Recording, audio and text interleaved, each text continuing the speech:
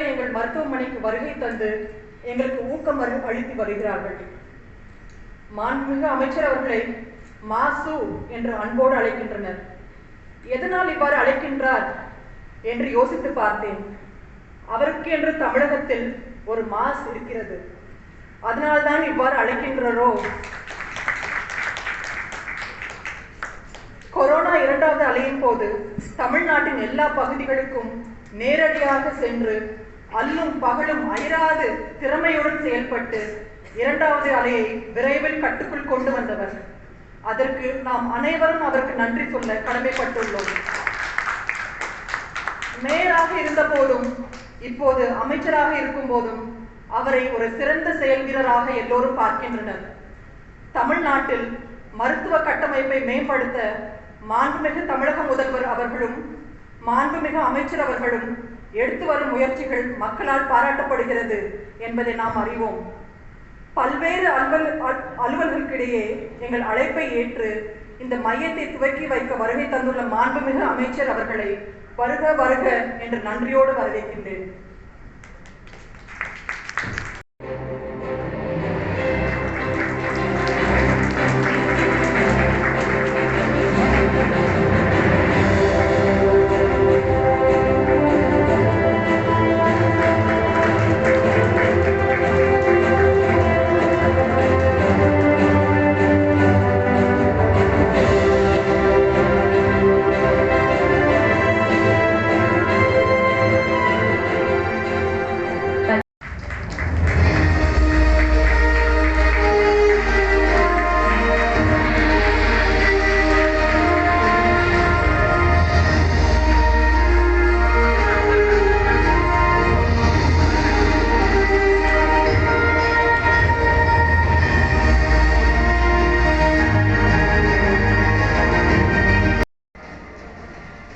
So ladies and gentlemen, the Bill Roads Liver Transplant Unit has been successfully launched by our please.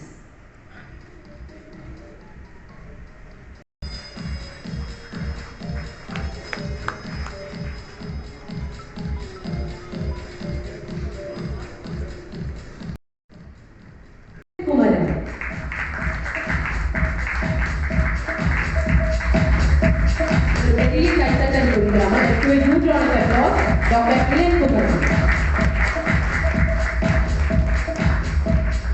Thank you, Doctor. Next, Dr. Shivraj. Dr. Shivraj.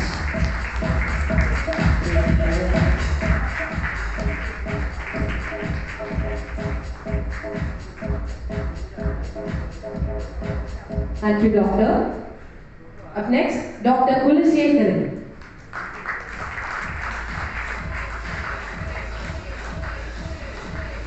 Dr. Kulasekaran.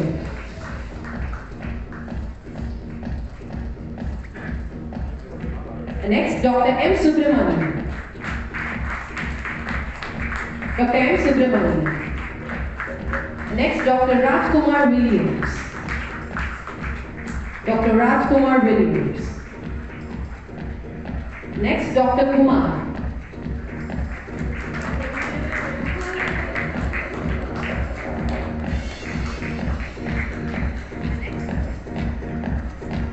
Next, Dr. Shankar Narayan.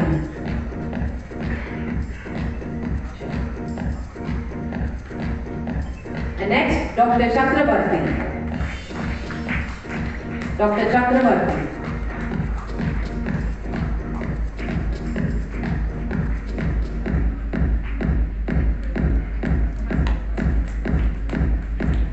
So doctors everyone நமக்கு யூஸ்ஃபுல்லாக இருந்திருக்காங்க. நம்ம எல்லாருக்குமே இந்த Covid pandemic அப்போ தெரிஞ்சிருக்கோம். அவங்களுக்காக நம்ம பெருசாக பண்ண போகிறது இல்லை, சின்னதாக கைத்தட்ட நல்லா கொடுக்கலாம் எல்லாருமே சேர்ந்து. And next, Dr. Rengarajan.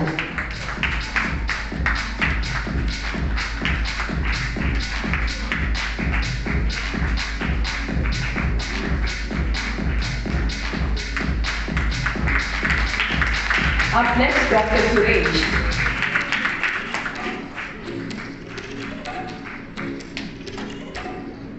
You're going to hardly clap for 2 more minutes, so please keep clapping and encourage our doctors for the wonderful job they have been doing. Up next, Dr. Preeti. Dr. Preeti.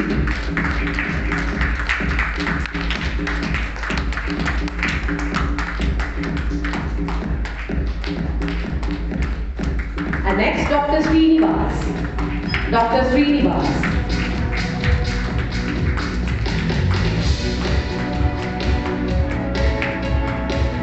And next, Dr. Mohammad Ali. Dr. Mohammad Ali.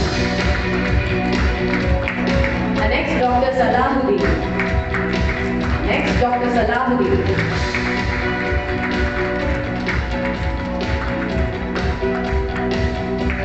And next, Dr. Arul Nori.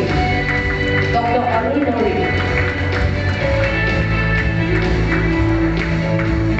And next, Dr. Shankar Subramanian.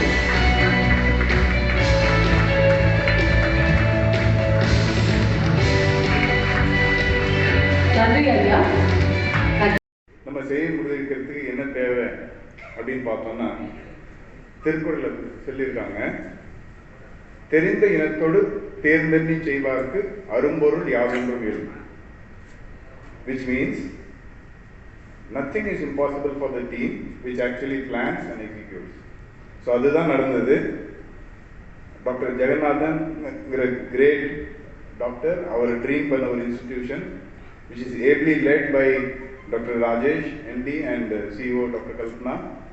They both had the vision and the energy to drive the doctors to push and provide all the advanced care, and liver transplantation happens to be the latest edition, for which I feel very happy, and I'm actually very privileged because I stand here representing my entire team. உங்கள் எல்லாருக்குமே தெரியும், நான் முன்னாடியே சொன்னேன், liver டிரான்ஸ்பிளான்டேஷனுங்கிறது ஒரு சர்ஜனோ இல்லை ஒரு டாக்டரோ செய்யக்கூடிய ஒரு மருத்துவம் அல்ல. இது ஒரு பெரிய டீம் செய்யக்கூடியது. இதில் ஒவ்வொருத்தருடைய பணியும் ரொம்ப இம்பார்ட்டன்ட்.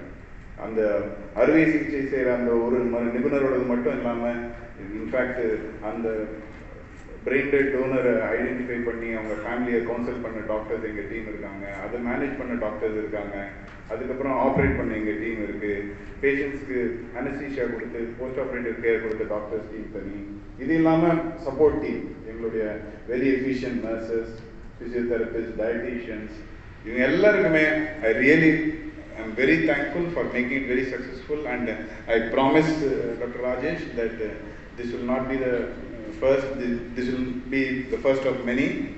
And இந்த தருணத்தில் நம்ம முதல்ல அமைச்சர் இருக்காரு, அவருக்கு நான் சொல்ல விரும்புவது, தமிழ் மாநிலம் வந்து மருத்துவ துறையில் மிக முன்னோடியாக இருக்குங்கிறது எல்லாருக்கும் தெரியும். குறிப்பாக அதுலேயே ஆர்கன் டிரான்ஸ்பிளான்டேஷன் பொறுத்த வரைக்கும் டெஃபினெட்லி நம்ம மாநிலம் தான் இதற்கு மிகுந்த முன்னோடி மாநிலம். எதனால? ஒன்று, அந்த நம்ம டாக்டர்ஸ் எல்லாம் we are all at the last end providing the medical care to the patients, but the architects of modern care are actually leaders like you, sir. இன்னைக்கு நம்ம தமிழ் மக்கள் இவ்வளோ ஆரோக்கியமாகவும் இருக்க முடியுதுன்னா அதுக்கு காரணம் தலைவர் கலைஞர்லேருந்து இருந்த பல்வேறு தலைவர்கள் எல்லாரும் தீட்டிய அந்த திட்டம் தான்.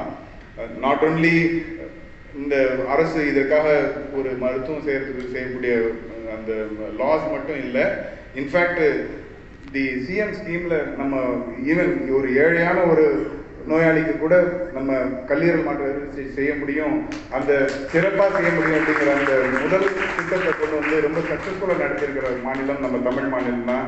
இது எல்லாத்துக்காகவும் உங்களுக்கு பெரிய நன்றி சார். டாக்டர் ராஜேஷ் அவர்களுக்கு என்னுடைய நெஞ்சம் நிறைந்த நன்றியினை முதலில் தெரிவித்துக் கொள்ள கடமைப்பட்டிருக்கின்றேன். இந்த நிகழ்ச்சிக்கு வருகை தந்து சிறப்பித்துக் கொண்டிருக்கிற மருத்துவ பெருமக்கள், குறிப்பாக இளங்குமரன் உள்ளிட்ட மருத்துவர்கள், மரியாதைக்குரிய அம்மையார் கல்பனா ராஜேஷ் உள்ளிட்ட மருத்துவர்கள் அனைவருக்குமே என்னுடைய நன்றியையும் வணக்கத்தையும் தெரிவித்துக் கொள்கின்றேன். இந்த நிகழ்ச்சிக்கு என்னோடு வருகை தந்த அன்புக்கினிய கிருஷ்ணமூர்த்தி, ஆனந்தம், சிவமணி உள்ளிட்ட நண்பர்களுக்கும் என்னுடைய நன்றியையும் வணக்கத்தையும் தெரிவித்துக் கொள்கின்றேன். பில்ராத் மருத்துவமனையின் ஏதாவது ஒரு நிகழ்ச்சியில்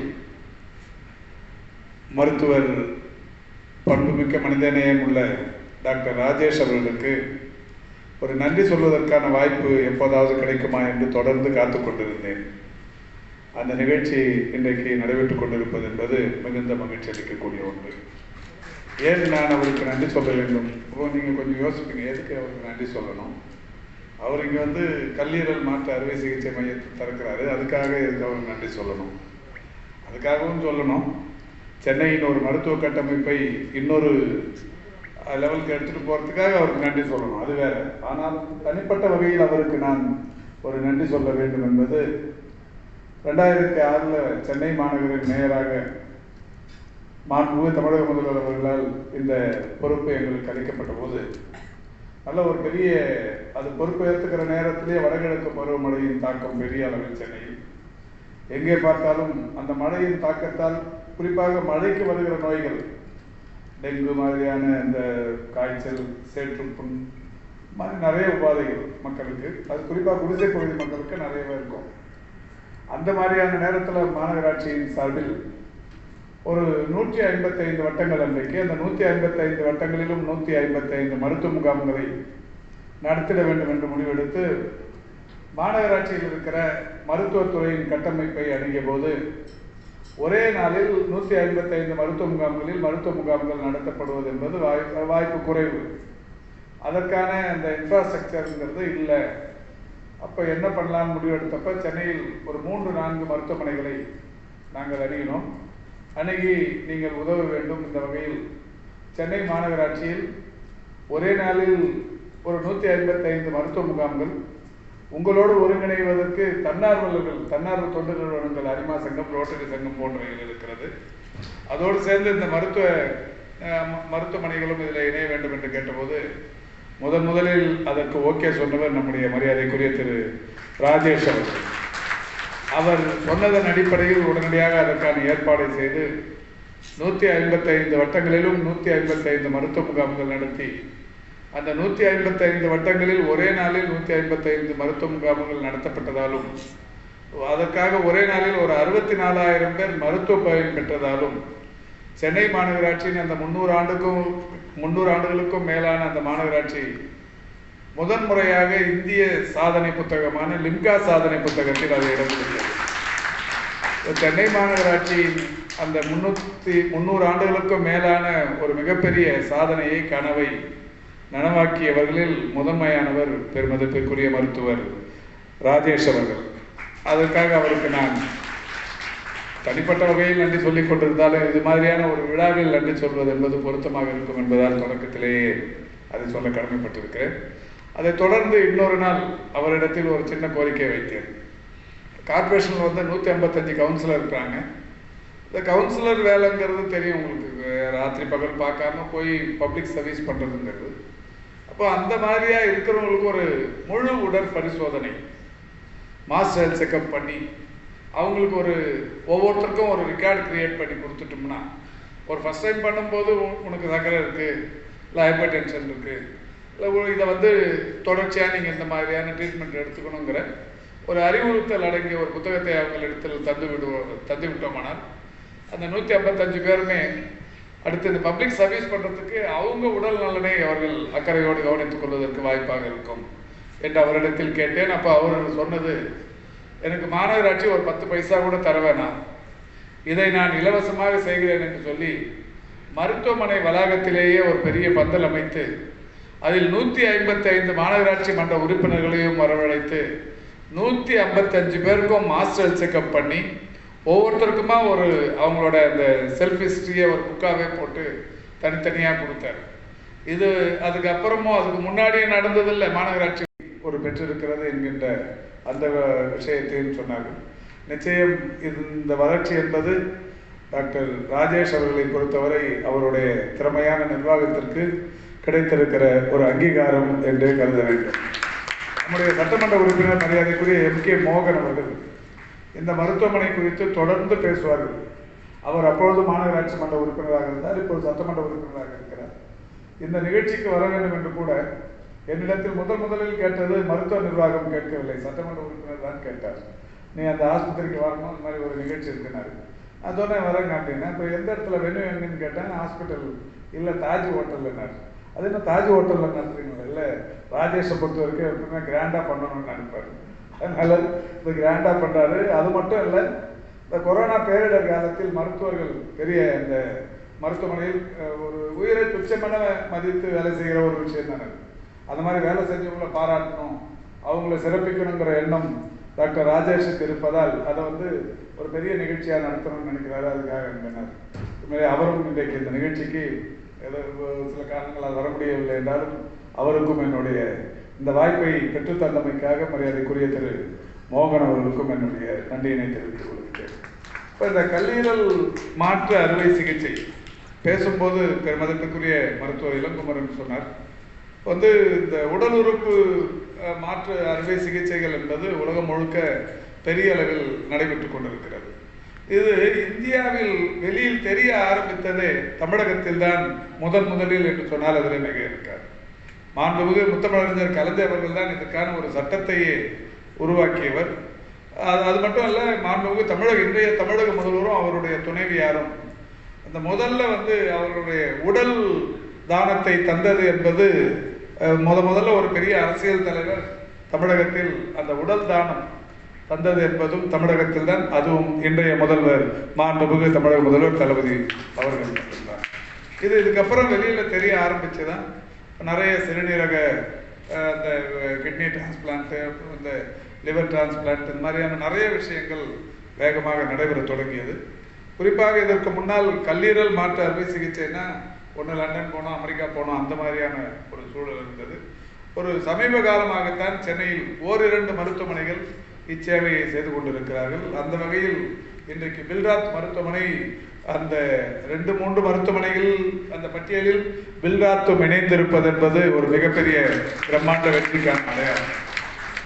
இப்போ அந்த வகையில் சென்னை ஏற்கனவே இது ஒரு மருத்துவ கட்டமைப்புள்ள ஒரு சிறந்த மாநகரமாக இருந்து கொண்டிருக்கிற சூழலில் நம்ம கல்லீரல் மாற்று அறுவை சிகிச்சைக்கான ஒரு தனிப்பிரிவும் இங்கே தொடங்கப்படுவது என்பது உண்மையிலேயே மிகுந்த மகிழ்ச்சி அளிக்கக்கூடிய ஒன்று. நம்முடைய மருத்துவர் இளங்குமரன் சொன்னார், சென்னை மட்டுமல்ல தமிழ்நாடு முழுவதிலும் அரசு மருத்துவமனைகளிலும் அரசு மருத்துவமனை கல்லூரிகளிலும் இது போன்ற மாற்று அறுவை சிகிச்சை மையங்களை தொடங்கிட வேண்டும் என்று சொன்னார். அதுக்கான இந்த மல்டி ஸ்பெஷாலிட்டி ஹாஸ்பிட்டல்ஸை பொறுத்தவரை ஏற்கனவே ஓமந்தூரா பன்னோக்கு மருத்துவமனை ஒன்று இருக்கிறது. அண்மையில் தான் மாண்புமிகு தமிழக முதல்வர் அவர்கள் ஒரு 250 கோடி ரூபாய் செலவில் ஒரு 8 ஏக்கர் நிலப்பரப்பில் கிண்டி கிங் இன்ஸ்டிடியூட் மருத்துவமனை வளாகத்தில் இது போன்ற ஒரு மல்டி ஸ்பெஷாலிட்டி ஹாஸ்பிட்டல் ஒன்றை கட்டுவதற்கு இன்றைக்கு முடிவெடுத்து அறிவித்தார்கள். அறிவித்தது மட்டுமல்ல, அதற்கான கட்டுமான பணிகளுக்கான டெண்டர்கள் இன்றைக்கு முடிவாகி கொண்டிருக்கிறது. மிக விரைவில் அந்த பணிகள் தொடங்கப்பட்டு சென்னையில் இன்னும் ஒரு பன்னோக்கு சிறப்பு மருத்துவமனை ஒன்று சென்னையில் வரவிருக்கிறது. அதோடு மட்டுமல்ல, ஒட்டுமொத்தமாக தமிழகத்தில் இன்றைக்கு 25 மருத்துவ கல்லூரிகள் அரசின் சார்பில் இருந்து கொண்டிருந்தாலும் இன்னும் ஒரு 11 மருத்துவக் கல்லூரிகளுக்கான இந்த கட்டுமான பணிகள் வேகமாக நடைபெற்றுக் கொண்டிருக்கிறது. இதுவும் கூட 2011 பிப்ரவரியில் முத்தமிழறிஞர் கலைஞர் அவர்கள் முதல்வராக இருந்தபோதுதான் தமிழகத்தை பொறுத்தவரை மாவட்டத்திற்கு ஒரு மருத்துவக் கல்லூரி வேண்டும் அரசின் சார்பில் என்கின்ற ஒரு மகத்தான அந்த திட்டத்தை கொண்டு வந்து அன்றைக்கு ஒரு 6 மருத்துவக் கல்லூரிகள் தொடங்குவதற்கான அனுமதியினை ஒன்றிய அரசிடமிருந்து பெற்று நடைமுறைப்படுத்த தொடங்கினார்கள். அதனுடைய தொடர்ச்சியாக இன்றைக்கு அந்த 11 மருத்துவக் கல்லூரிகளின் பணிகள் நடைபெற்றுக் கொண்டிருக்கிறது. அந்த பணிகளை பொறுத்தவரை இப்பொழுது இந்த கடந்த 5 மாத கால 4.5 மாத கால திமுக ஆட்சியில் வேகப்படுத்தப்பட்டு அந்த பணிகள் விரைவுபடுத்தப்பட்டு 2 முறை மாண்புமிகு முதல்வர் அவருடைய அறிவுறுத்தலுக்கு ஏற்ப நானும் டெல்லிக்கு சென்று ஒன்றிய அரசின் அமைச்சரிடத்தில் எடுத்து சொல்லி அந்த மருத்துவ கல்லூரிகளின் கட்டுமான பணிகள் ஓரளவுக்கு முடிவுற்றிருப்பதால் தினந்தோறுமான அந்த எண்ணிக்கை என்பது 1.5 மாத காலமாகிறது. இந்த 10 லட்சம் என்பது 1 கோடி பேரை தேர்வு செய்ய வேண்டும் என்கின்ற இலக்கோடு இந்த பயணம் தொடங்கி இருக்கிறோம். இந்த 1 கோடி பேரை தேர்வு செய்து அவர்களுக்கான இந்த இலவச மருத்துவத்தை வீடு தேடி அளிக்கிற அந்த நிகழ்வு நிச்சயம் 2-1.5 ஆண்டுகளில் முடிவுறுகிற போது ஆண்டுக்கு இந்த நான் சொன்ன இந்த தொற்றா நோய்களினால் இறப்பவருடைய எண்ணிக்கை ஏறத்தாழ 5 லட்சம் பேர் வரை தமிழகத்தில் இருக்கிறார்கள். இந்த தொற்றா நோய்களின் இறப்பு என்பது நிச்சயம் என்னும் ஓரிரு ஆண்டுகளில் சரிபாதியாக குறையும் அல்லது அதற்கும் கீழே கூட குறைவதற்கு வாய்ப்பு இருக்கிறது. அதற்கான நடைமுறைகளை தமிழக அரசு ஏற்படுத்திக் கொண்டிருக்கிறது. நாளை காலை கூட நான் இந்த நிகழ்ச்சிக்கு வருவதற்கு காலதாமதமானதற்கு இன்னொரு வேலையும் இருந்தது. பக்கத்தில் இருக்கிற ராஜீவ்காந்தி அரசு பொது மருத்துவமனையில் நாளை மாண்புமிகு தமிழக முதல்வர் அவர்கள் அந்த மருத்துவமனைக்கு வருகிற நோயாளிகள் பார்வையாளர்கள் அந்த பார்வையாளர்கள் நோயாளிகள் எல்லாம் யாரெல்லாம் 18 வயதை தாண்டியவர்கள் இருக்கிறார்களோ அவர்களுக்கெல்லாம் ஹைப்பர் டென்ஷன் அந்த டெஸ்ட் எடுத்துக் கொள்வதற்கும் 30 வயதை கடந்தவர்களுக்கு அந்த டயபெட்டிக் டெஸ்ட் எடுப்பதற்குமான ஒரு மையத்தை மாண்புமிகு முதல்வர் அவர்கள் நாளை தொடங்கி வைக்கவிருக்கிறார்கள். நாளை இங்கே தொடங்கி வைப்பதன் மூலம் ஒட்டுமொத்த தமிழ்நாட்டில் முழுவதும் இருக்கிற மாவட்ட அரசு மருத்துவமனைகளில் அந்த திட்டம் தொடங்கப்பட்டு இந்த மக்களை தேடி மருத்துவத்திற்கான பயனாளிகளை இங்கே தேர்வு செய்து அந்த திட்டத்தில் சேர்க்கிற ஒரு புதிய நடைமுறை நாளை தொடங்கப்படவிருக்கிறது. அதுக்கான விழா ஏற்பாடுகளை தான் இப்பொழுது போய் செய்துவிட்டு இந்த நிகழ்ச்சிக்கு கால தாமதமாக வந்திருக்கிறது. எனவே நிச்சயம் திரு இளங்குமரன் அவருடைய லட்சியம் அரசு மருத்துவமனைகளிலும் இதுபோல் மேம்படுத்தப்பட்ட மருத்துவ வசதிகள் வேண்டும் என்கின்ற அவருடைய ஆவலை தெரிவித்திருக்கிறார்கள். அவருடைய ஆவல் தான் மரியாதைக்குரிய டாக்டர் ராஜேஷ் அவர்களுடைய ஆவலாகவும் இருக்க முடியும் என்பதை நாங்கள் நன்றாகவே அறிவோம். அவர் என்னதான் தனியார் மருத்துவமனை என்று நடத்தி கொண்டிருந்தாலும் ஏற்கனவே மாநகராட்சி நிர்வாகத்தோடு இணைந்து ஏழை இளையவர்களுக்கான அந்த மருத்துவ சேவை செய்வதில் சென்னையில் அந்த முன்னிடத்தில் இருக்கிற அதாவது முதல் 3-4 இடங்களில் இருக்கிற ஒரு மருத்துவமனையை சேர்ந்தவராக அவரும் இருக்கிறார் என்கின்ற அந்த மகிழ்ச்சியான நிலையில் இந்த புதிய அமைப்பை இங்கே தொடங்கி வைப்பதில் நான் பெருமை அடைகிறேன். இதற்கான வாய்ப்பை தந்ததற்கு நன்றியை கூறுகிறேன். வணக்கம்.